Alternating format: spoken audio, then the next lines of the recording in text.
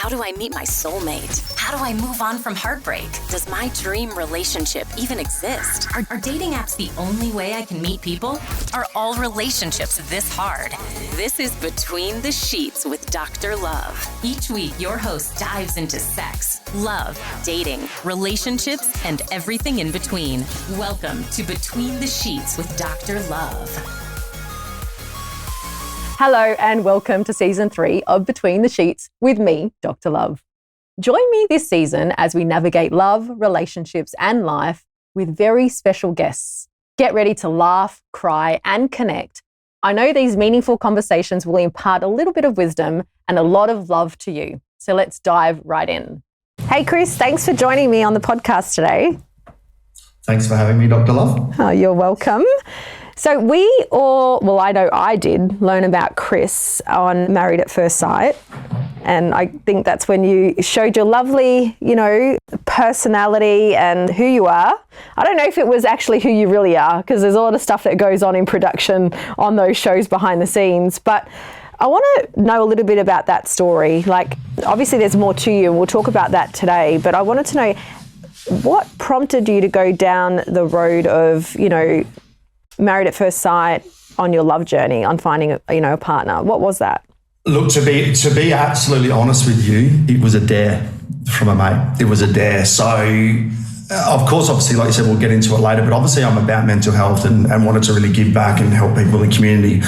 Although a mate of mine said to me, why don't you go on it and just, try it and see what it's like, not thinking or assuming that would actually happen. And sure enough, I was on a surf trip in Bali and I got the phone call and they're like, you're in. And I was literally like, this has got to be like a practical joke. This is not happening. Sure enough, they wanted me to fly back, cut the trip short, come back from Bali, enter the Buck Show. And that's where that tale started. But in all honesty, why did I join the show? I think curiosity to a degree. I think I've never actually watched more than 2 shows of Married at First Sight before actually applying for it. So I didn't know what to expect. And of course, that's exactly what happened. I didn't know what to expect. So to find love, I think I was a little bit skeptical about that. But I think just curiosity. And then maybe, I guess to grow my brand as well. I thought that was probably a good reason to go on it too. Okay, all right. So it wasn't really, because some people actually go on these shows saying, I need some help. Like, I'm at the last straw. I give up on dating. I give up on relationships. And not all of them. Some of them have other intentions, but some people are actually genuinely looking for a relationship. They're looking for love. That wasn't your reason. To a degree, I do believe that maybe, the process before a TV show like this going into it is they ask a lot of questions around, what are you looking for? What's your type? Do they smoke? Do they drink? Are they blonde? Are they brunette? Do you like someone that's into, outdoor activities or someone that's, around about watching Netflix all day or something like that? So I started to feel like maybe this was something that I was going to find was love. And as the process went, and then obviously as you meet someone and you do that first turn, I guess based on appearance, for me, it was definitely something that I thought, okay, what have I got myself into? Yeah. And that's where I started to think this is, for ratings. It's simply something that's, they're trying to get viewers because they basically, if you look at it, if it's something that they ask me for, what do I look for in someone based on physical attraction, I can 100% say it's not what I would typically go for. So that's where it started to sort of take its turn for me. Because they would have asked you those questions initially, what do you find attractive? And then they've found you someone that probably didn't fit some of the criteria or some of the things you found attractive. Is that what you're saying? You're like, hang on a minute, there seems like a mismatch here. Yeah, I mean, I was very obvious in saying for me as well, it's not all about physical appearance. No, yeah. I've been in a few, long-term relationships beforehand and then been in the single world long enough that I probably based a lot of what I went for based on appearance. So I was open, I was open to getting to know someone. But, when the producers are with you and they come to Adelaide and they shoot, and they're like, oh, we've got a doozy for you. We can't wait to match you up. Like, she's beautiful. She's this, she's that. I'm not saying she wasn't beautiful. I'm not saying she wasn't beautiful. Yeah. But based on the, like, so what do you like? We're shooting down at the beach, down at Glenelg Beach about, I'm going for a surf. And he's like, I can see like a blonde hair, this and that. Admittedly, everyone has a taste. So I thought I was probably in for something exciting. So when I turned around, I was like, these guys listen to anything that I said. Yeah. So, yeah. And there's, unfortunately, what happens is that you go on shows like this and it's almost like people want you to forget your own opinion. Like, you should like anyone you're matched up with. It doesn't matter how they look. But unfortunately, that's just not how it works. There needs to be, because you don't know each other, there needs to be some form of connection, and the first connection that you have is physical, right? Is visual, right? Is like, that's the first instance that you have with this person. It's not like you've had a conversation. It's not like you've read the profile online, you've seen a photo, a friend of a friend that knows them, that has given you a little bit of background. It's genuinely, you see them married at first sight. The first time you see them that's it. That's what you're getting. Well, it's funny you should say that, because the dating world today is swipe right, or it is look at their Instagram, or it is look at their Facebook. So, initially I was kind of a bit shocked when things started to derail, because for me, it was the current dating world is, look at someone and make your idea whether or not you want to catch up with them again or catch up with them at all. So for me, based on that already, I was like, no, I'm going to go for the journey. And things did go well for a few days. But, to be honest, in the dating world, you catch up with someone once, you maybe don't want to again, but you give them a second chance and you flick them anyway. Yeah. So what's the difference? I guess that's how I sort of looked at it. Yeah. It's just, everything is just amplified in a situation like that. Seeing someone in an experiment like that for 3 days could feel like 3 weeks. You could get to know them very quickly. Yeah. And you can know very quickly whether they're for you or not. Even though there's some room still to get to know them, sometimes that initial connection's really important for the longevity of it. Yeah, 100%. I believe, because, like you said, with a connection, you can meet someone for the first time and there's just sparks flying. Yeah. You know what I mean? So you invest more time in it anyway. So you want to get to know them more anyway. Yeah. And then naturally, the love blossoms and blooms and stuff like that. But then, meeting someone for the first time and then knowing them for 3 days, it's pretty hard to get to know everything about them and then portray this like happily married life. So we were happy for a big part of the honeymoon, and look, we made an agreement. We weren't going to be physical with each other. We slept in separate rooms, which I thought was really respectable, and I probably wasn't on the show to just jump into bed with someone anyway. I did want to get to know them. So everything sort of worked well up until the stage of going to what they call as the boiler in Sydney, when we get introduced to the other couples, and then the manipulation starts to happen, I guess. Yeah. And the comparison, and look what they've got, look what I don't have. It's almost like it is a real life Instagram almost. Like, look at that couple, look where they're at, and look where we're at. We should be doing that by now. And this comparison thing happens.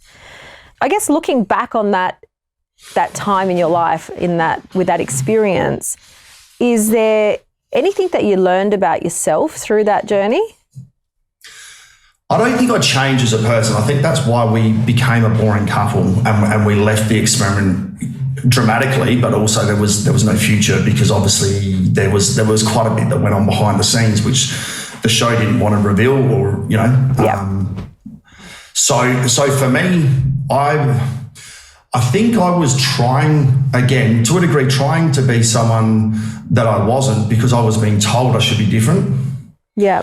The connection was there, but then it was lost so quick. And then as we said, like, it's almost that Instagram type lifestyle, that then I jumped into so much self-doubt and I just thought, this is, how am I going to continue with this? And for me, I'm someone that acts, I can take a lot. And then at one point, I think it was my last episode, when the families came in and they pretty much sort of said to us, which I'm glad they did, was, do you see this going anywhere? And I guess because I didn't want to hurt her, which is silly, but I didn't want to hurt her, I'd been saying, we can make it work.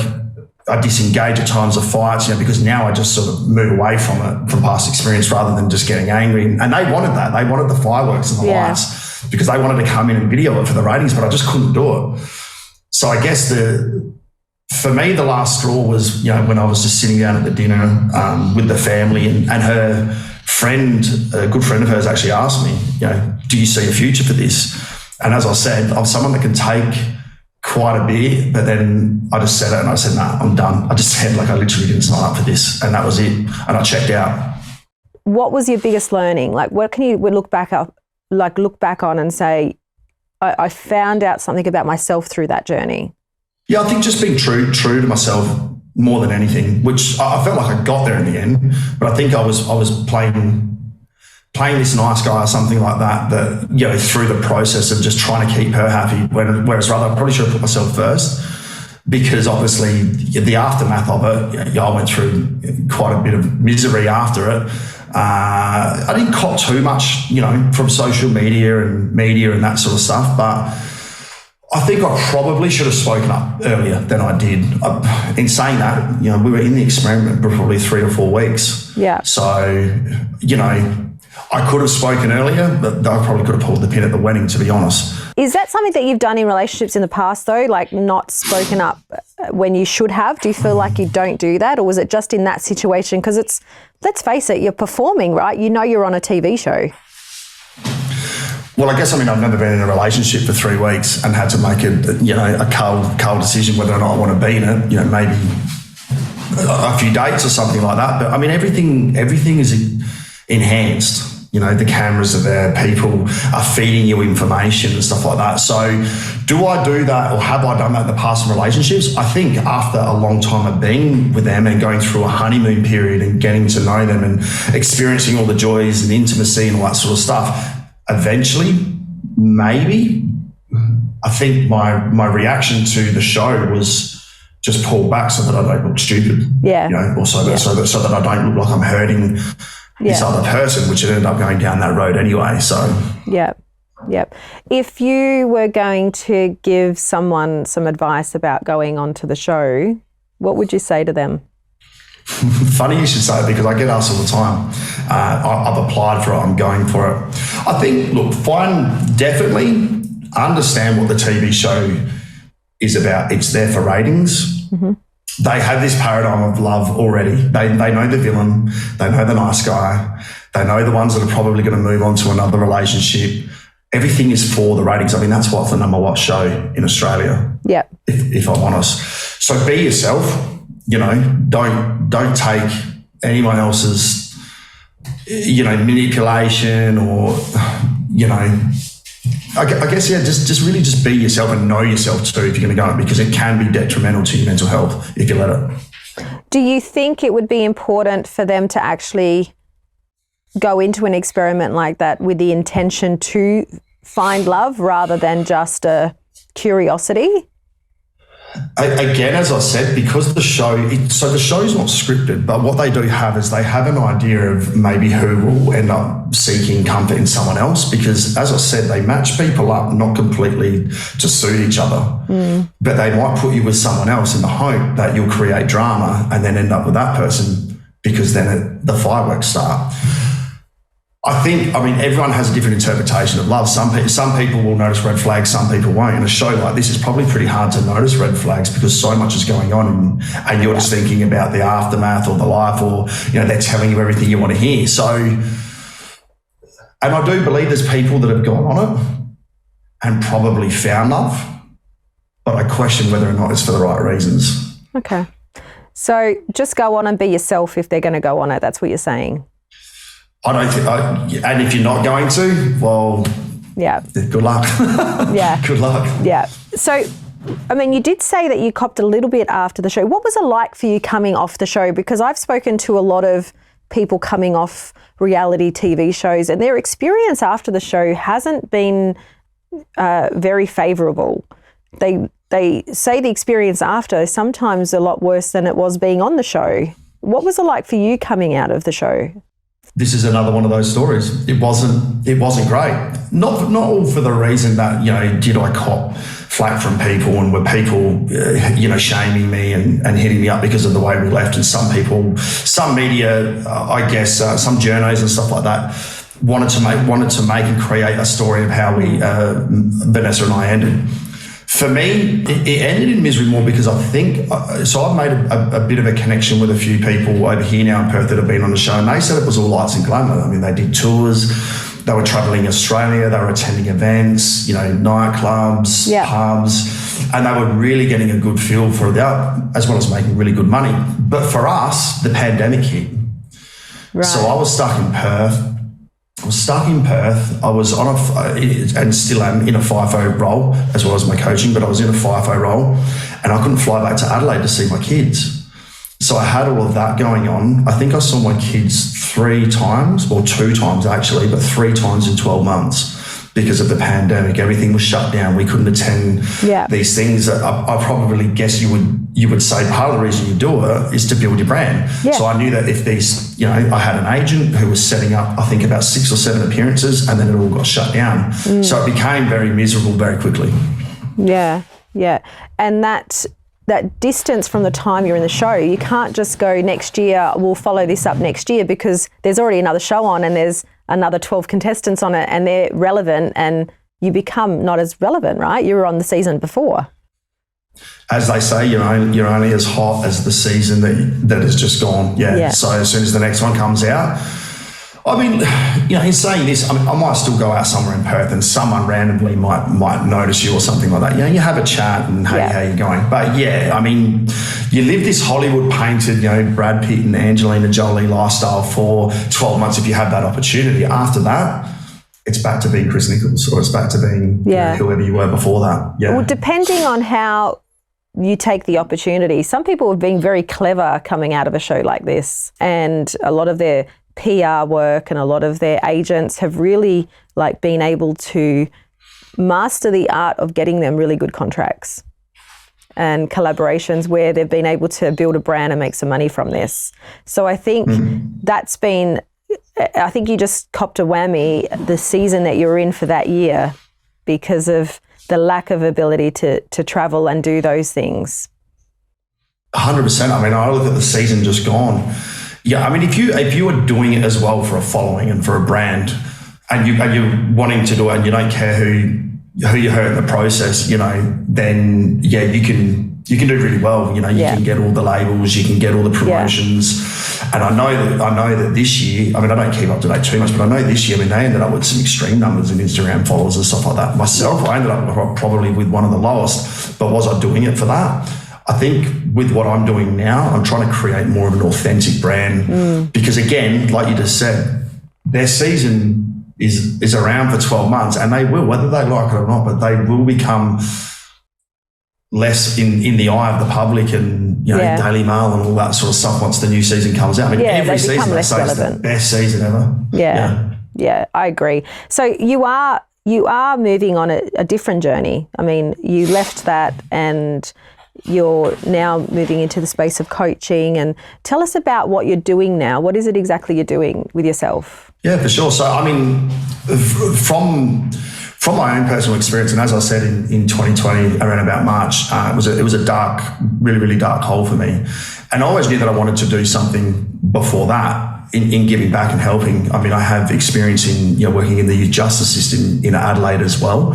So working with juvenile prisoners and stuff like that. That's actually the job that I did going into the show. But then after the show, I went through a bad patch. And then after that, I was like, how can I give back? How can I help people or give people a voice? Which is what I felt like I was very restricted in when I was going through the issues that I did after the show. So I'm a mental health and development coach. I work with trauma, and I also facilitate breath work from anywhere from box breath to alternate lip, holotropathic and that sort of stuff. And that's something that has been really good for me, I guess, in learning how to control my triggers and anxiety when they used to take control of me.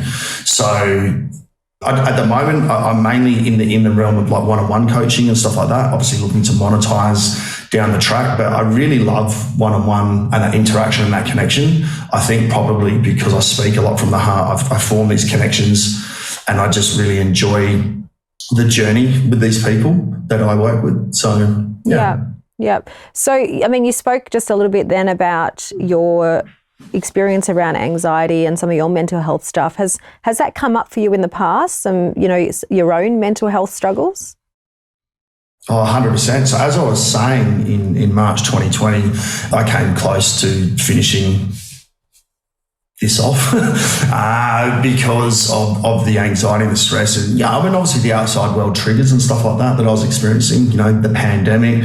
I'm from Adelaide. I couldn't get back to see family, working away, being isolated. When you say finish this off, you were thinking of just like ending. Is that what you meant? Like, is that what you mean? Like you were like... Yeah. Yeah, I had 2 attempts. Yeah, medication and a car accident. So I had 2 attempts at it to try and finish it off. For whatever reason, it didn't happen. I'm thankful because I've come out the other end of it, but I had to do the work on myself. Why it's important for me to coach and reach so many people, I guess men and women, now is because I know what it's like to not have a voice. I feel like you have nowhere to turn. Chris, I mean, you don't have to answer this, but I just feel like we've got a platform to be able to go here for a minute, especially being a male. And I don't feel like we give men enough permission to talk about the stuff that goes on for them. And I see this presenting to in my clinic and in my space a lot. And I want to know what takes you to a place where you don't want to be here anymore. Like, what happens? Like, how does it get to that spot?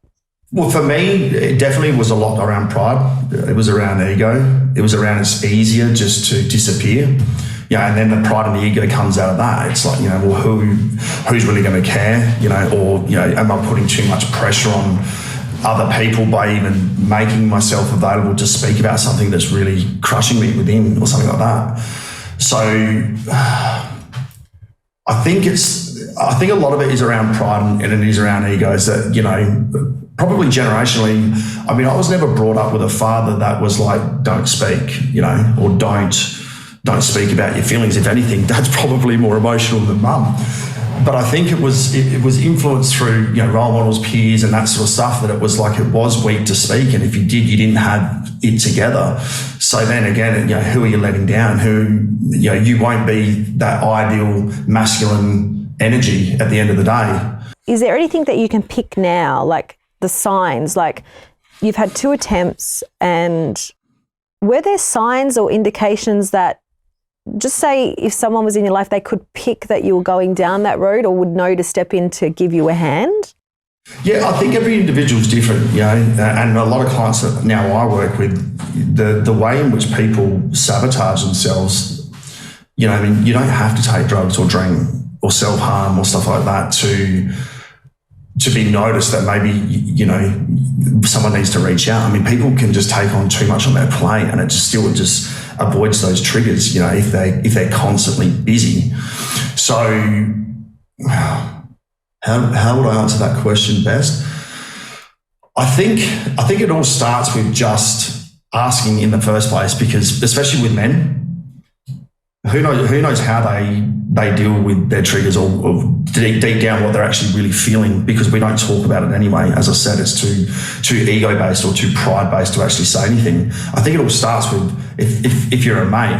I mean, I had a client last night that we spoke about who's done amazing and tremendous shift and movement in his own mindset and lifestyle. And then I reminded him that, while he's doing it, how many people messaged him or just said, are you okay? Or how's things going? And he said that I only did it on Are You Okay Day. And I said, so you've got 13 close mates. I said, how often do you check in on them? Because he sent that message on Are You Okay Day. And I said, did you need Are You Okay Day to do it? And he goes, actually, I never thought about that. And I said, what about when you were at your worst? And he said, now that you say it like that, I don't think about it. So what's stopping us from once a week or once a month just sending a message out going, hey, mate, are you okay? Because we don't know how severe it is and at what point they're going to let it out to us. So we might as well just check in on our mates, whether we think we see the signs or not, because it's about that space. Do they feel comfortable about talking about it in the first place? Do you think that could have made a difference for you? Did you have anyone checking in on you at that time in your life? I've got a good family network, but my family wasn't here. I've got really strong, mates back home, but my mates weren't here. Of course, I would never reach out to my kids because they're so young. I had a partner at the time who I'd only been in a short-term relationship with. So no, I guess no. I mean, the people that I worked with were going through their own thing. I think it was hard because I took a lot on at the time and I was isolated. I guess, I did. I went and saw a counsellor and she did help me definitely move through a few things. But at the end of the day, I was still left with my own devices when I was by myself. So I guess I just procrastinated, and I just dug a hole, Yeah.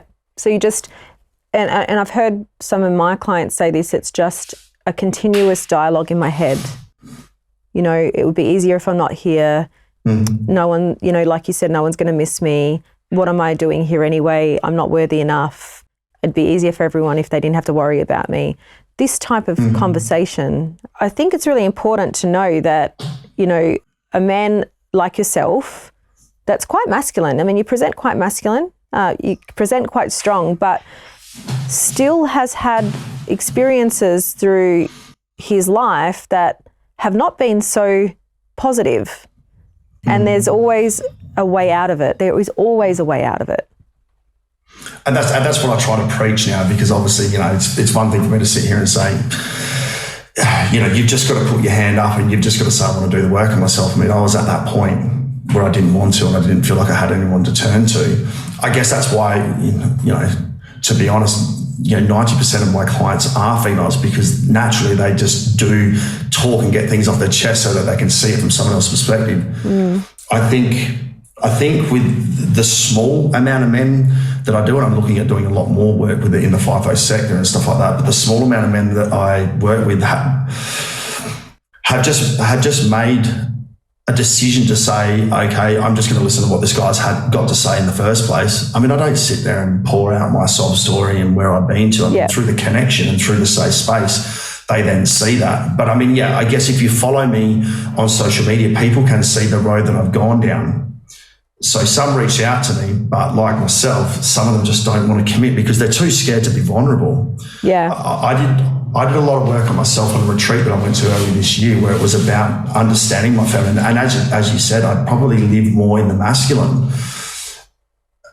I don't know why, but by doing the work, I found it so much easier just to open up. And maybe that's what we all need to do as a bloke, is just open more up in the feminine so that we don't allow the masculine to control us, or the damaging masculine. I think there's a better dialogue as a society and a community we could have around masculinity, because it's quite common to say masculine energy is hard energy, it's closed energy, it's cold, can be cold energy, it's strong energy. But it doesn't actually have to be that. Strong masculine energy is being able to stand strong and hold space for example, in a relationship, hold space for a woman to be a woman. But it doesn't mean you be hard. It doesn't mean that you are non-emotive, you have no emotion. A strong man and, being strong in his masculinity means he has feelings and is okay with them. Is okay to talk about them. Yeah. I guess, again, I put it down to individuals. So from a young age, I can remember only ever thinking in my own mind that I fell in love, and I was hurt 4 times, so cheated on. And I guess after a while, if the same thing keeps happening, you start to build a bit of resistance to it or friction to it. So I started creating this identity of myself that I was strong, and I probably got completely sidetracked of what that actually meant, because as I said to you, I didn't grow up with those influences in my life from my father. Yeah.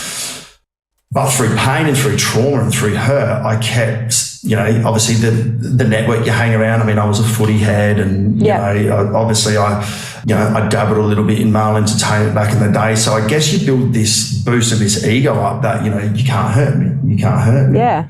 Yeah. So before everything that happened to me, I'd worked on this identity for so long, so it was so hard for me to let go of that. Yeah, of course. Well, it protects you, right? And it has for so long. So I have to be so sure, and as men do, I have to be so sure and I have to be so ready that if I'm going to let you see that part of me, because it's almost it has now almost killed me, but it almost felt like it killed me 4 times before, then this better work. Otherwise, I don't know what I've got left to turn to. And I guess a lot of men live in that space. So all 4 relationships that you had involved a separation over infidelity. Yeah. Yeah, right. When you look back on those relationships, is there a pattern going on? Is there something very similar going on? The first 2 probably not so much, because I was quite young. Do you know what I mean? I'd moved back down from Queensland and it was a young sort of, I guess was 17, something like that. I guess I think, look, I grew up in a religious family as well. Very, very religious based, where it was like, get married at 20 if you want, have kids at 21. My role models in that were not exactly setting me up for what we did today, which was, it's not a bad thing to have multiple partners or, be successful in a career first and then look to have kids. It was just pump kids out and have one woman and then you'll be happy. But the generation and the time has changed that it didn't set, like I said, it didn't set me up for that. So I think I based everything around what other people were telling me, which was, at 17 or 18, you should be able to meet someone and they should be the one and you should start your life that way. So the first 2, probably, I put it down to, we were very young, we were very naive. The second 2, I probably a fair bit of me thought that they were the one. Again, does that come from what I've been taught, growing up? So by the time I jumped into the show and I started to notice red flags, I started to withdraw, because at one point in time, I just used to get angry and I used to flip, and then it would just go and spiral downhill from there. So then I'd learn another way, which is just to withdraw and disengage and not argue.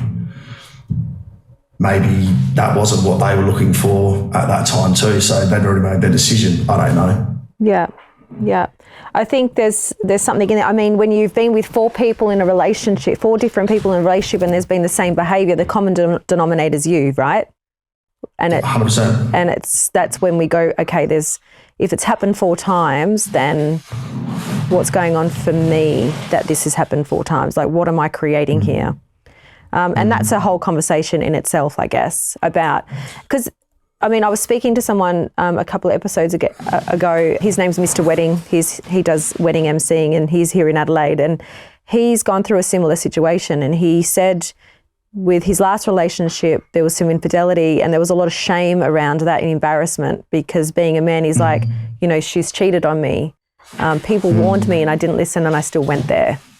And so I wonder, and I see this as well presenting in my space, is that there's a lot of shame in men around mental health. Like it's almost like a blow to their ego. If I have mental health issues, then I'm not a strong man. If my woman has cheated on me, there's something wrong with me. If there's domestic violence and I'm the victim and she's the perpetrator, then I'm weak. And so they just don't talk. They don't talk about it.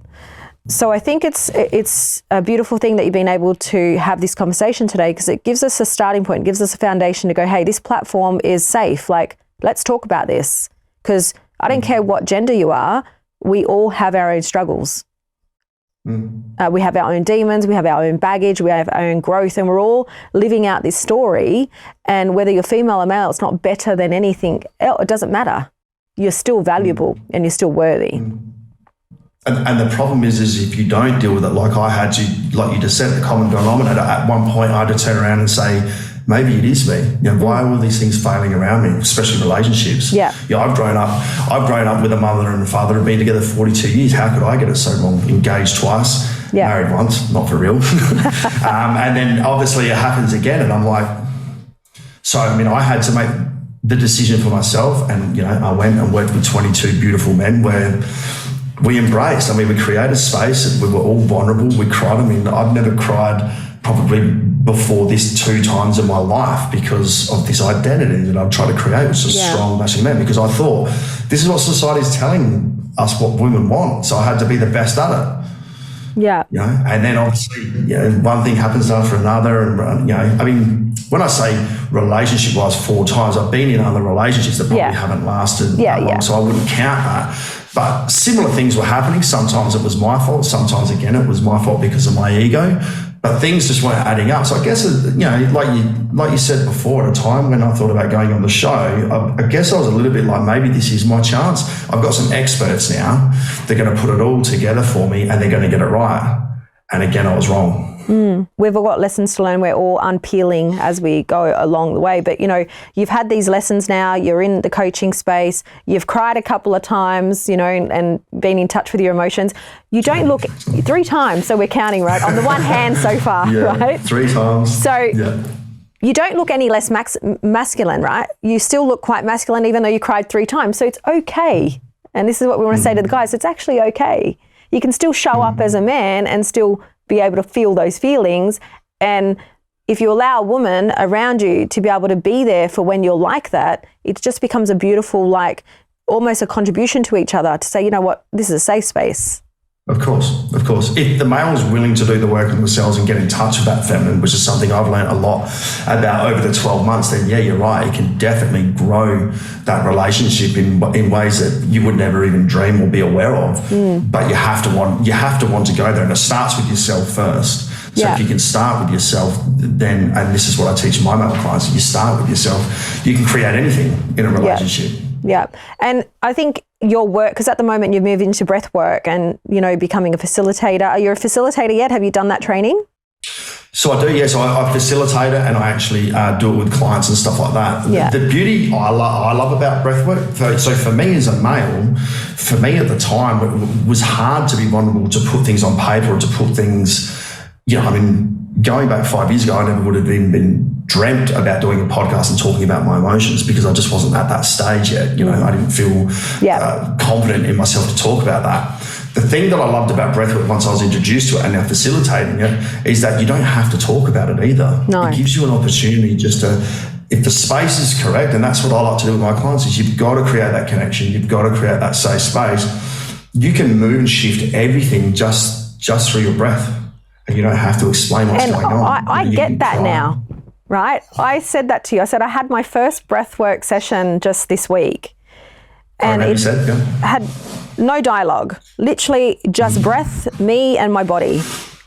And the shifts that have happened without me even consciously being aware of them, it's like the breath just did what it needed to do.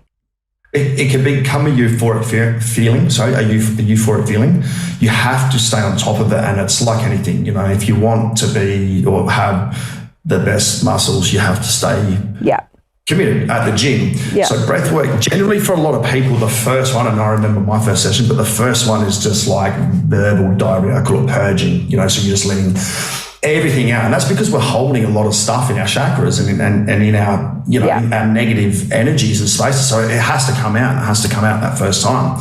But the process and what you can learn from manipulating the breath to control things like anxiety, if you keep practicing at it, you can change things when they come on, like panic attacks, and you maybe don't need to go to self-sabotage or some medications and stuff like that, just by controlling and manipulating where it all starts, consciously, and then moving it through. But the other thing is setting an intention every time you go to do it as well. Some people see some vivid stuff, do you know what I mean? And they set themselves up for the week before a business meeting, before a speech or something like that. You can use it however you want, because there's 5-minute sessions. There's alkaline, which I do quite regularly, which is 5-minute sessions. But you can do like an hour and a half session, which I've been known to do with clients as well, where, you start off thinking, is this going anywhere? And then you just drop into this space. And I've had people that I've worked with that have had their mother and father who have been dead for 30 years come into the room, and I felt it. Yeah. I felt it in my skin, like it's just flared up, and I'm like, there's an energy here. Yeah. And some of them have been like, God, I get goosebumps when you talk about that. I know, and I've got to tell you, this is the connection I form with people when I do it. I mean, I scare myself sometimes. I've got a sage every time. Yeah, I get it. I was, the same. Like, I did my breathwork session and I was purging. Like, I was actually sick that night. Like, as if I had a really deep remedial massage. I wanted to vomit. Like, I felt like my body was sick. I thought, oh my God, like, I haven't been able to have that breath or energy go through my body. And my body's like, this is foreign, and I'm going to move what needs to be moved for you and do the work for you. It was a very different experience. I'm very grateful for it. I'm definitely going to go again. But I can understand you saying that, you know, your body's purging. I actually felt it in my physiology that my body was starting to purge. You think about it like this: if you've never run a 40 kilometre marathon, how do you think you feel the next day? Yeah, that's how I felt. Do you know what I mean? So you do, because you're shifting so much. You're getting in touch. You're getting in touch again, like I said, with either your heart chakras or your different chakras, your head chakra. You're getting in touch with things you haven't touched. It's like stirring the pot at the bottom that's never been stirred before. You know what I mean? And then you start to stir those emotions by allowing this entity, this energy into you. I mean, you've got to be in the right frame of mind and mindset to want to do it, first of all. But then once you do it, it can be really moving, and you can actually, you know, go to, as they say, holistic places in your mind with it and stuff like that. I mean, look, I'm not knocking it, that hippie go style lifestyle type person, but I am spiritually connected now from breathwork. Yeah. And I do feel like that it moves things for me. Like, as I said, at a point in the time when I was a male and I can't talk, like sometimes I can just get choked up in what I say. So I'd rather just breathe it through. Yeah. Yeah.